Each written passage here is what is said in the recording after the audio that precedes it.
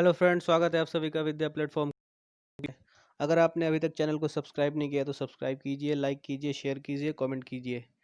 चलिए आज हम इंग्लिश के सेकंड क्लास में आज हम कुछ आगे के वन वर्ड एंड इडियम्स को डिस्कस करेंगे जो प्रीवियस ईयर में पूछे गए हैं। तो चलिए हम क्लास को स्टार्ट करते हैं।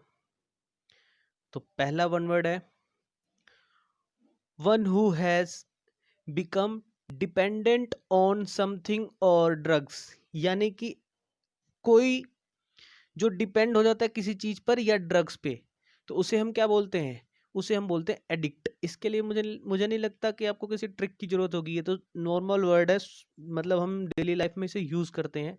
एडिक्ट, एडिक्शन, ऐसे कुछ ये वर्ड है जिसको हम यूज करते हैं। जो कोई भी किसी चीज का आदी हो जाता है, किसी पे डिपेंड हो जाता है, तो उसे हम क्या बोलेंगे? एडिक्टेड। एडिक्टेड, ठीक है। आदी होना इसकी हिंदी मीनिंग है। नेक्स्ट नेक्स्ट कह रहा है a very hard native crystal और कार्बन, मतलब कि एक ऐसी चीज जो बहुत ही हार्ड हो, जो कभी टूट ना सके, बहुत हार्ड क्रिस्टल हो, या of crystal of carbon, sorry of था ये, और बोल दिया था मैंने, ऑफ कार्बन।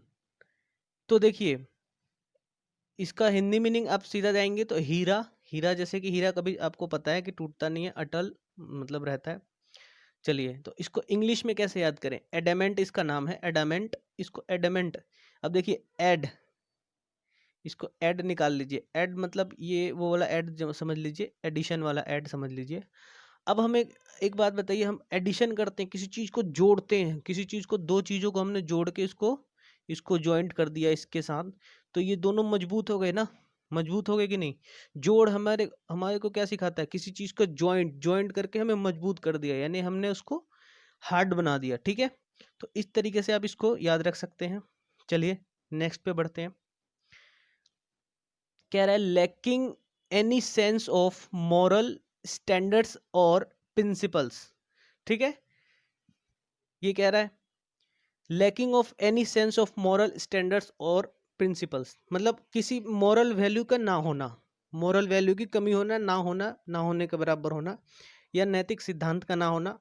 इसको हम क्या बोलेंगे? मोरल का अपोजिट डायरेक्ट अमोरल, ठीक है। मोरल के आगे ए लगा देंगे पहले, मोरल से पहले ए लगा देंगे, एम से पहले।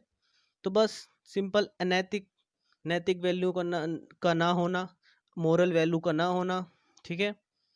चलिए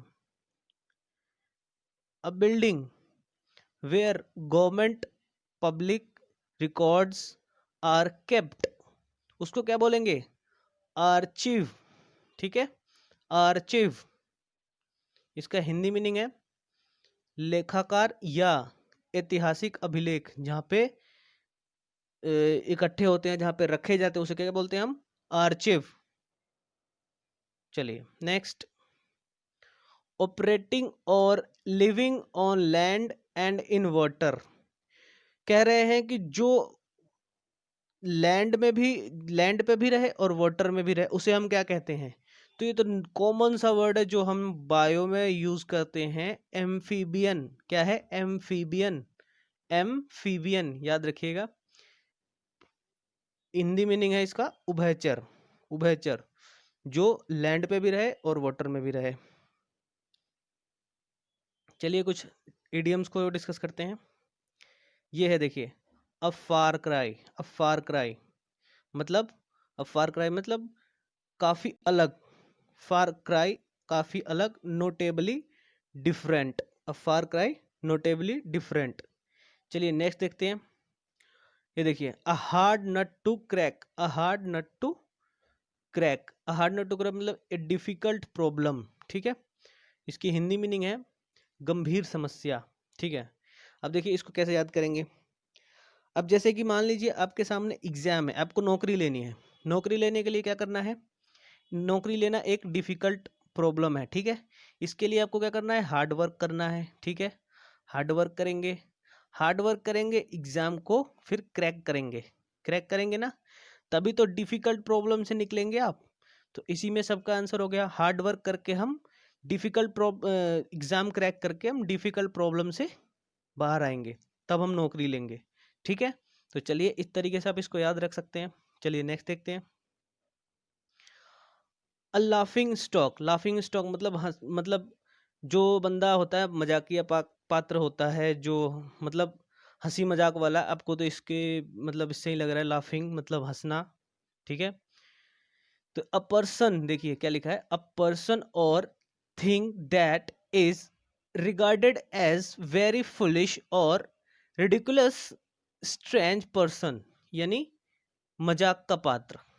सिंपल सी बात है, जो ऐसे जो मतलब थोड़ा मूर्ख हो, regarded very foolish ridiculous strange person, मतलब जो अजीब सा हो, इस तरीके से कह सकते हैं। चलिए नेक्स्ट देखते हैं। अ लाइव वायर, इसका मतलब होता है एनर्जेटिक, हिंदी में ऊर्जावान। अब देखिए इसको कैसे याद करेंगे।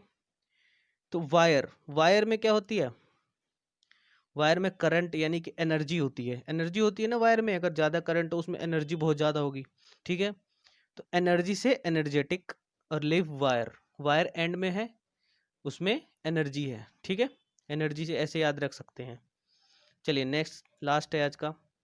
अ मैन ऑफ गॉड, ये तो बहुत ही कॉमन है। अ मैन ऑफ गॉड मतलब अ मेल प्रिस्ट, मतलब पुजारी, जो जिसे कहते हैं हम प्रिस्ट, मतलब पुजारी होता है।